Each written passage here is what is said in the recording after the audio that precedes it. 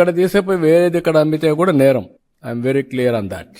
కాబట్టి ఎవరైతే అమ్ముతాడో అమ్మే వ్యక్తి దీన్ని స్వాప్ చేసుకుంటాడు. ముందు స్వాప్ చేస్తే ఆ షాప్ నుంచి అది అమ్మేసినట్టు లెక్క. ఎవరైతే కొంటాడో అతను కొన్న తర్వాత ఒకసారి స్వాప్ చేసుకొని ఏ బ్యాచ్లో వచ్చింది ఆ డీటెయిల్స్ చూసుకునే అవకాశం వస్తుంది. ఆ డీటెయిల్స్ చూపిస్తాం మీకు. అప్పుడు ఇంకా డౌట్ లేదు. పలాని రోజున మ్యానుఫ్యాక్చరింగ్ టైం కూడా ఉంటుంది దాంట్లో. మ్యానుఫ్యాక్చరింగ్ డే, టైం, బ్యాచ్, అదే మరి ఏ మ్యానుఫ్యాక్చరర్, ఏ ప్లేస్లో మ్యానుఫ్యాక్చర్ చేశారు, ఎవ్రీథింగ్ ఉంటుంది. ఇంకా ట్రేసబిలిటీ అండ్ సర్టిఫికేషన్ రెండు ఉంటాయి. సర్టిఫికేషన్ అంటే క్వాలిటీ సర్టిఫికేషన్, ట్రేసబిలిటీ అంటే ఎక్కడి నుంచి వచ్చింది.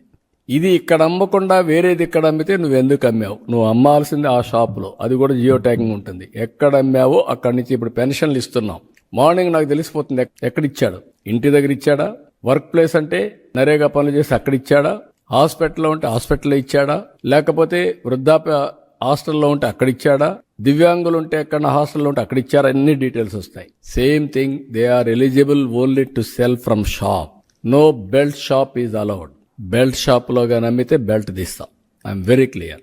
అందుకే ఈ యాప్ ఉపయోగపడుతుంది.